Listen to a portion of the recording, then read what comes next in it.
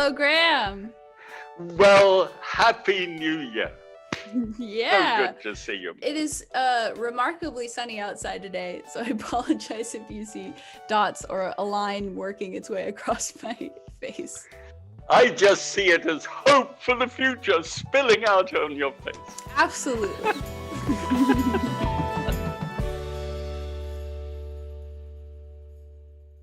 If this idea of this show means something to you and you would like to be as a little bit as invested in it as we are, we do have a Patreon page. It's called patreon.com/t@3. And you can just donate a little bit monthly, and that's what lets us know that people want the show to continue and gives us the energy and time to do so. So thank you so much to everyone already over there, and thank you for even considering going over there now. And you're safe after all those miles of driving. Yes. For those of you who don't know, I was able to isolate for a week. My husband got a negative test. We drove to my family's house. Then I got a negative test. And then we drove to his parents' house all the way in Arizona and then drove back. So we were all my family's only got like 5 people and we just saw his parents. So we were all very isolated and contained. But it was amazing to be able to see family after so long. Good. That's a lot of miles. 7 hours over to Seattle, and then we went down through Portland, across Oregon and Nevada, all the way down to Las Vegas, and then down and over to Prescott, and then back up. And we went through Monument Valley and Moab on the way back. It was gorgeous. Isn't it? Mm-hmm. Yes. Wonderful. You were down about 3,500 miles. Yes. That sounds about right. It was a lot. So welcome back, everyone, to T@3 Looking for Good. I am Faye Schmidt. It's on this side now. This is Graham Kerr. As you can tell, we have had a few weeks off for the holidays. I also have a new computer and a new monitor, so I couldn't get my camera in the same position, so I'm kind of looking farther away than usual, but hopefully you can excuse that. So here we are again, back. 2020 was, you know how they always say in the new year that like the previous year was like one for the history books? Just feel like that's so much more true than usual. This last year. Isn't that true? But do you have a sense, irregardless of the immediacy with which we're talking now, that we really have turned into a better time? Do you feel that? I want to. I think that the world continues to become a better place, but I think there's always ups and downs in that. But I do think that we've 2021 versus 2000 even, I think there's definitely progress towards good. Yeah, the reason why I would like to say that is because recently I wrote a paragraph which I've gone back to and quite surprised that I'd actually written it. It said that it feels in this year as if someone came in and rolled up the carpet and took the carpet away. Not to be cleaned, but just remove the carpet altogether. And then looking at what it had revealed was what has been swept there for 250 years. And therefore, the reason why I'm so excited about it is it's ugly. It looks awful, but I'm looking for good, and so are you. So what would we do? We just have to get a shovel and start getting that crap underneath the carpet out of here. Really, there's no point that we can't cover it up anymore. It doesn't matter how nice the carpet looks. The fact is that we've got a lot of stuff that needs to be cleared. Good. Yeah. Wonderful. Yeah, Let's get cracking and clear it. I like that way of viewing that. That's what I'm so excited about. I think that there is ample old writings on this subject, which suggests that that things are brought to light and they are put up on display, and that we do therefore deal with it instead of shoving it under something and pretending it doesn't happen. Mm-hmm. So I know that you went walking in a procession, or a protest thing during the last year, because you saw that mess out there and you went out, and that was part of removing that mess. And it has been partially removed, but only partially. We can't just stop there. I really want to steam clean the place where I live and get on with it. What I am keen on, so keen on, is what is this good that we're looking for? Mm. I mean, what does the word good mean to you and to me? And, when I was thinking about asking you this one, I thought the thing that's super about the two of us is that we don't have conversations other than that which we have on the screen. And so we don't have any hidden agendas. We just are dealing with life as it comes up, just the two of us. And I don't know anybody who takes up airtime like we do. So let me give it to you again. What do you understand to be good? I think that one of the initial understandings that brought me to this idea of looking for good in this context of this show specifically is that I have always been very interested in choosing joy. Like choosing joy has kind of been one of my life mantras, enough so that I tattooed the word joy on my finger. Yeah.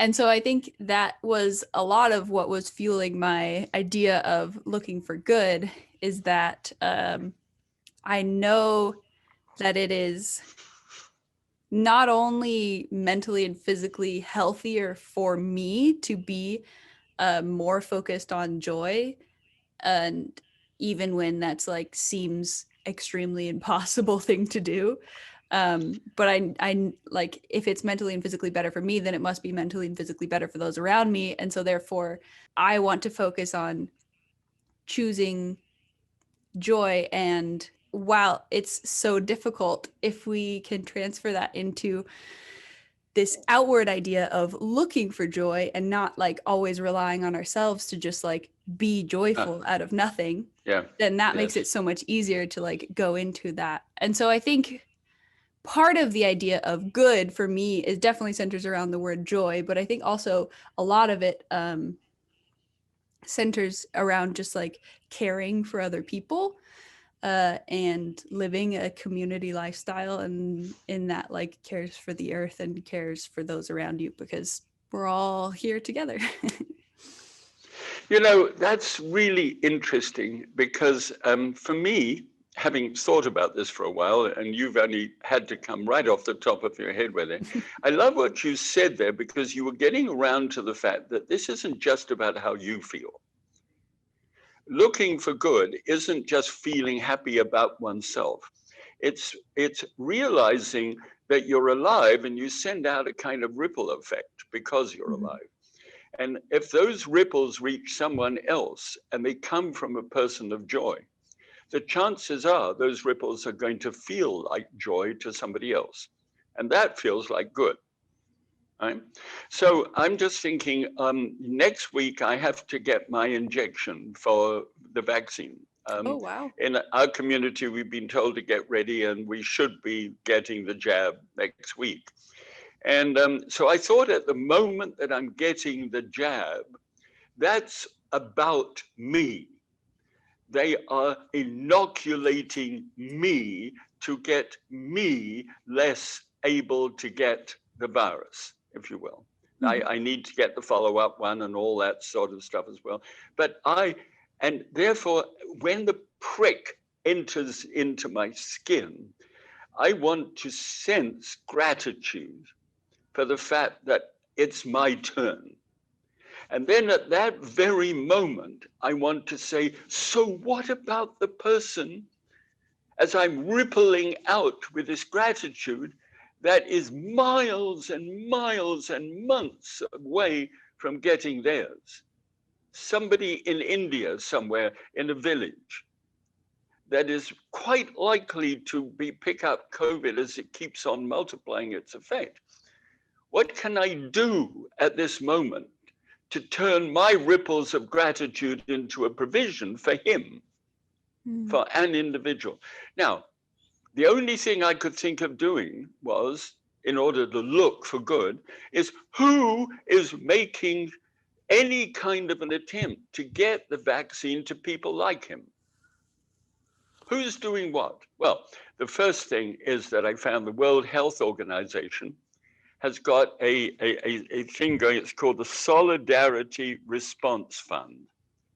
If he really wanted to invent something which is hard to remember, it would be hard. Somebody could come up with a cute statement, but Solidarity Response Fund, I have to keep on reading it when I've written it down. So I went looking for other people who had a direct line connection with vaccination for less advantaged people. And one of the people I went to was World Vision, because I've worked with them in the past. And I just wanted to know what they had. They don't have anything specific at the moment. But as we are talking now, they are looking into a separate fund to do that. So I'll be able to report on that when we get back next week. But that's what I think is looking for good, because good, the opposite to good is not, in my judgment, evil. We always put that good and evil together, and evil is so far outside of our consciousness. We understand what it means, but we don't like to go there. It's dark and evil and smells bad. But the word harm is more likely to register to us. If good, you're looking for good, it's good is an alternative to harm. Right? So here's what I'm going to unashamedly now take up just a little time and then find out what you're feeling about this.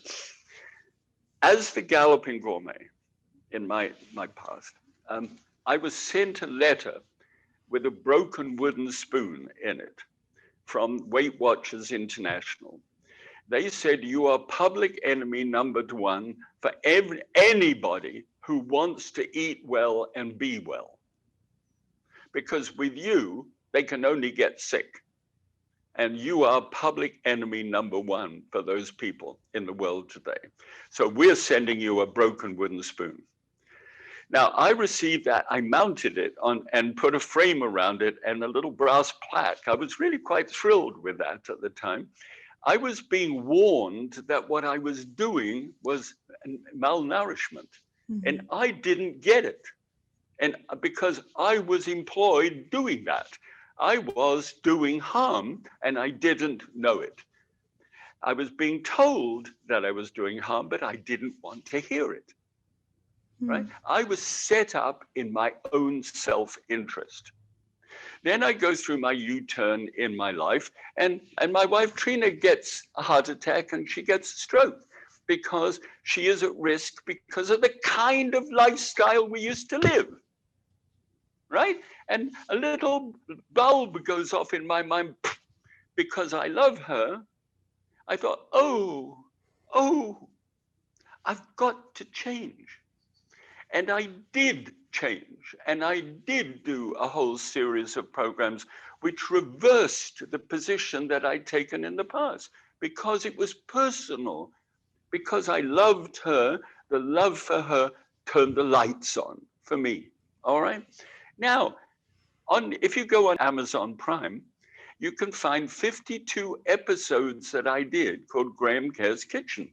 Now, I just got a check the other day from that, from royalties from that being played, which has gone up 130% over the COVID period.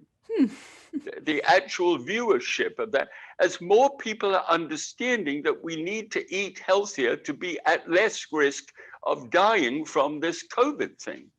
And a lot because more it's people our life. A lot more people are relying on cooking at home. Yes, and wanting to know how to do that. And And there's just something about that being good. I don't want to brand myself up as being some kind of a savior, but I did change from doing harm to doing good. And I just think that this is the time in our culture, looking at the rolled up space where the carpet has been taken away. Am I part of the debris which has been underneath that carpet that has been doing harm? And if so, I need to change so that I can do some good. And if that happened on a fairly broad scale, I think we've got every reason to believe we're into one of the most wonderful moments of history in the world. There we go. I think that that's a really difficult attitude to have currently. Okay. But I think it's good and I think it's important, and I'm glad that you bring it up that way, because it's just such a healthier way of looking at the mess that our country's been going through. And looking at it in a way that like this is making all the stuff that needs to change more visible to the people who maybe didn't realize how bad it was. I'm always amazed at how you can turn the most ridiculous things into good or positive ideas. It's very encouraging moving forward with the idea of hope and good, rather than like shutting back down and ignoring the news all day. Tell me what you've been thinking of in terms of the new year and looking for good. Yeah, I feel like I've had a hard time actually acknowledging that this is a new year. I think part of it was that it was just kind of a weird transition because we were driving and stuff and like didn't really have there was no like big New Year's celebration to have that like trigger in your brain to be like, this is the new year that I've been trained to have my whole life. I didn't even stay up till midnight or watch fireworks or anything. It was just another day, which I think has made it that I'm also that we haven't done this program in a while. So my level of introspection has gone down throughout the time. Good. But I do think that it is a wonderful time to, just as we use these weird little things that happen in our lives to like trigger joy and like the feeling of good, then we can use like New Year's is one of those things that you can use to trigger like a new habit or something. I have, you know what I do have? Oh, you did get it. I got the book that you sent me, and I have written in most of the days so far, which is pretty good for me. At the beginning, I wrote in on the very first page, I was like, I'm not going to put too much pressure on myself to write in every single page, but I'm going to do my best. And it's probably not going to be very organized, but I'm just going to like make it happen and like try and get that habit. When you and I began talking, you were very, very, very upfront about climate and about your feelings of someone at your age specifically that sees climate differently than older people will see it. We see it as something coming. You see it as something you may well live through. And I'm wondering whether you still are seeing that, and whether you do still see, and whether you see any kind of change happening on the horizon with regard to climate at this point in time. Realizing that our politics actually have changed by a whisper. Climate and getting back into being a partner with the rest of the world in this one seems to be part of what our nation's going to do. Is there any hope? A slight gaining of hope in you with regard to climate? Yes. I think that one of the things that I dislike most about the world is the like partisanship of taking care of the earth. The fact that is a political issue is ridiculous to me. But yes, I am happy that there are people saying that there will be change in that, which is more than what has happened in the last 4 years. So I'm always a little bit hopeful about it, and usually a lot reserved about promises being kept or whatnot. But Yes. I absolutely believe that even in the last like 8 or so years that I've been like very aware of the world outside of myself, I think that there has been a huge attitude shift in like taking care of the earth and that idea seriously. Like there's so much more resources out there on different ways that you can make personal change, and there's a lot more resources out there on information that you can use to make political action toward that makes positive change in that way as well. So I think that idea will only continue to grow as as it becomes more eminent, as we have ridiculous fires every year and crazy storms. Like Yeah. if I can see the difference in my lifetime, I can only imagine how much of a difference other people can see that are older than me. So Yes. Yeah. That's really interesting. And I'm wondering what you feel about people my age, about whether you think that we're as interested potentially in this climate change as you are?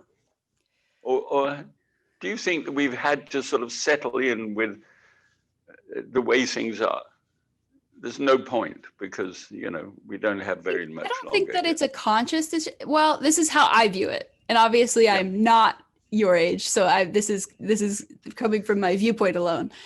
good. But I don't think that it's something that is a conscious decision. I just think that there are habits that have been like the way that things have always been done for so long, like how much plastic and paper and all that kind of thing that we consume is just such a like natural thing, and it's not easy to change a habit that you've had for so long. Like it's much easier for me to change a habit that I've just like kind of grew up with, and like now that I'm in my own world and I'm making all my own decisions, can like easily change that habit. But if you've like used the same brand of paper towels or like plastic cups or whatever for the last 30 years, then that's a lot harder to like think of like, oh well, maybe I'll have this reusable bottle instead of buying the prepackaged water bottles or what have you. Yeah. It's not, yeah, I don't believe that people are thinking maliciously about like, oh, I'm not contributing to that. That doesn't have anything to do with me. I just think that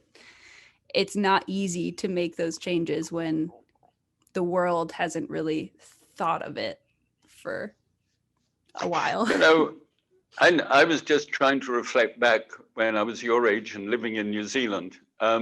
We got our milk delivered to our doorstep. This is 60 years ago.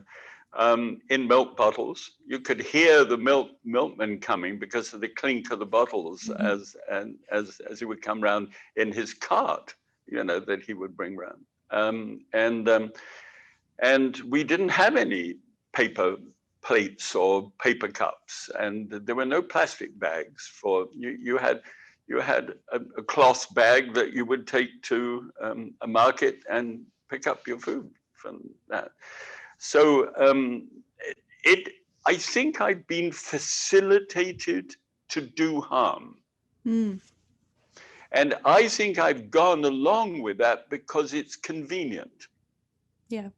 If you can make life more convenient for a person, they're more likely to go along with that, because convenience really is an important issue. Mm-hmm. And there we are. We've arrived with a convenient way of destroying ourselves and the planet. That's it. So that's going to eventually become inconvenient in a major, major way. And therefore, we will begin to turn back again just in order to survive.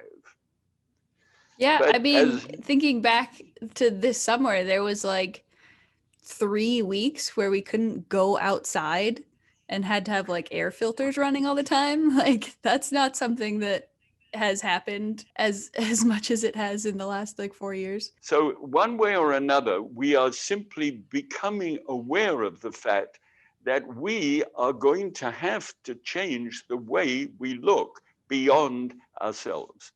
You use that phrase 2 or 3 times already in this program.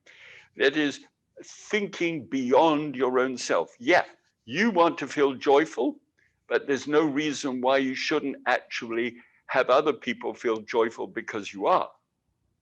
That's part and parcel of what our package is going to be in the year going forward. And yeah, I just can't wait for that. I feel like most of my motivation towards finding joy for myself is that once I have that, I can share that with other people. Because like sharing joy with other people is by far outweighs how much I care about finding joy for myself. But if I can use that to like find joy for myself so that I can spread it to other people, then Yeah, that's my thought process that gets me through there.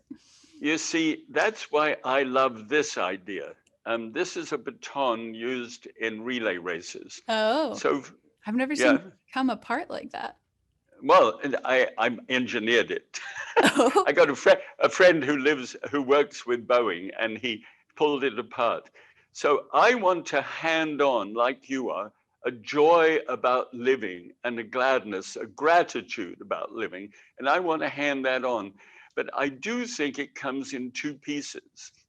One is I want to literally love my neighbor. You've heard it time and time again recently. Love my neighbor as I love myself. And somehow this business is moral. I have a moral responsibility as a human being to love my neighbor as myself. We understand that it's a basic humanitarian principle. Oh God,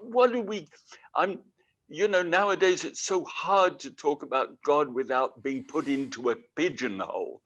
But if there's a moral prerequisite, it is God, if you will, as whichever way you see that. And loving my neighbor has to fit into that moral imperative so that I don't have any alternative but to be a whole person. And I want to do the best I can for my fellow man so as to register my gratitude for doing that. So I love the fact that you feel this way. It fills me with such pleasure at thinking that the world has got some hope in it. And it's people of your age that are going to carry this baton into the future. It's not going to be all self-interest. It's going to be an interest for mankind at last, mankind. Yeah. I hope so. Oh, I'm not going to hope so. I'm going to do whatever I can to make it. I'm going to get out my shovel and start attacking the debris underneath my carpet. Yeah, absolutely. So thank you so much, everyone, for watching. This has been Tea at 3, Looking for Good. I am Faye Schmidt. This is Graham Kerr, and we will see you next week. Love you. Bless you.